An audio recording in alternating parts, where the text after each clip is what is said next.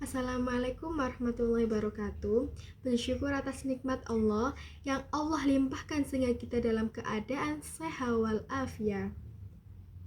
Perkenalkan, nama saya Putri Ayu Novia Novitasari. Di sini saya akan menyampaikan presentasi tentang makna, cakupan, urgensinya studi Islam. Baik teman-teman, langsung saja kita mulai presentasinya. Nah, yang awal ini pengertian studi Islam. Studi Islam merujuk pada bidang kajian yang mencakup pemahaman, penelitian, dan analisis terhadap agama Islam. Ini melibatkan eksplorasi aspek-aspek kunci seperti ajaran sejarah, budaya, hukum, etika, teologi, dan praktik keagamaan dalam Islam. Studi Islam melibatkan penelitian terhadap Al-Quran sebagai teks utama, serta hadis, yaitu tradisi dan literatur keagamaan lainnya. Pada singkat yang lebih luas, studi ini juga melibatkan pemahaman terhadap peran Islam dalam sejarah dunia, perkembangan pemikiran keagamaan, dan dampaknya terhadap masyarakat. Studi Islam dapat mencakup berbagai disiplin ilmu seperti ilmu tafsir, yaitu penafsiran Al-Quran, ilmu hadis, penelitian tradisi dan perkataan Nabi Muhammad,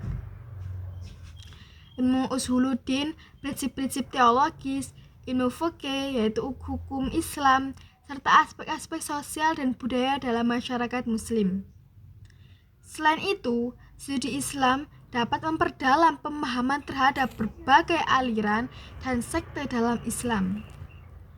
Tujuan studi Islam itu untuk memberikan wawasan mendalam terhadap ajaran dan praktek Islam, serta memahami pengaruhnya terhadap individu, masyarakat, dan dunia secara umum. Studi ini juga mencoba menggali pemahaman yang lebih baik terhadap keragaman budaya dan historis dalam tradisi Islam. Nah, selanjutnya makna studi Islam. Studi Islam adalah disiplin akademik yang berfokus pada studi tentang Islam dan berbagai perspektif, termasuk teologi, sejarah, hukum, budaya. Ini melibatkan pemahaman mendalam tentang ajaran dan praktik Islam, serta cara mereka mempengaruhi individu dan masyarakat. Selanjutnya, urgensi studi Islam. Studi Islam itu merupakan bidang penelitian yang penting dalam relevan dalam konteks global saat ini. Ini menjadi semakin penting karena Islam memiliki pengaruh yang signifikan dalam berbagai aspek kehidupan manusia, termasuk politik, sosial, ekonomi, dan budaya di berbagai belahan dunia. Adapun urgensi studi Islam, terdapat beberapa alasan yang menjelaskan. Ada pemahaman yang akurat dalam konteks kompleksitas dunia modern. Studi Islam sangat penting untuk memahami ajaran sejarah dan praktik-praktik Islam dengan benar. Ini mungkin terciptanya pemahaman mendalam dan akurat terhadap keyakinan dan praktik umat Islam. Oleh karena itu, studi Islam memiliki urgensi yang tak terbantahkan dalam konteks global saat ini, tidak hanya sebagai bidang akademik, tetapi juga sebagai alat untuk mempromosikan pemahaman, toleransi, dan kerjasama antar budaya. Selanjutnya, studi Islam bisa dilihat dari dua perspektif. Perspektif pertama adalah pentingnya studi Islam dalam konteks keilmuan. Sebaliknya, perspektif kedua adalah kepentingan studi Islam dalam konteks realitas kebutuhan dan atau perkembangan sosial keagamaan secara global. Dalam konteks wacana keilmuan, pentingnya studi Islam berangkat dari sebuah paradigma bahwa memang Islam tidaklah anti ilmu. Islam selalu bergandengan tangan dengan ilmu dan sifat keilmian tentang pertalian keduanya. Dalam wilayah keislaman, penelitian ilmiah tampak tidak menghadapi rintangan-rintangan yang bersifat keagamaan. Bahkan Al-Quran secara jelas mengajurkan orang-orang yang beriman untuk mengamati dan menelaah seluruh makhluk ini untuk mengapresiasikan keagamaan dan kekuasaan Tuhannya. Pengetahuan ilmiah tentang Islam, bintang, langit, dan bumi, flora dan fauna dilakukan untuk menambah atau menguatkan keimanan mereka sebagai disyaratkan dan dijelaskan dalam Al-Quran. Selanjutnya, keilmuan studi Islam.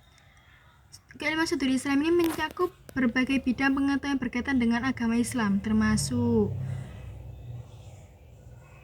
tafsir, penafsiran Al-Quran untuk memahami makna dan pesan yang terkandung di dalamnya, hadis, penelitian tentang tradisi dan perkataan Nabi Muhammad yang tercatat dalam literatur hadis, terus ada fikih, terus ada usul al-fikih, terus ada sejarah Islam, terus ada teologi Islam, sufisme. Sufisme ini kajiannya tentang dimensi mistik dan spiritual dalam Islam, termasuk praktik-praktik sufistik dan konsep-konsep seperti tasawuf, terus etika Islam, budaya dan seni Islam, studi gender dalam Islam.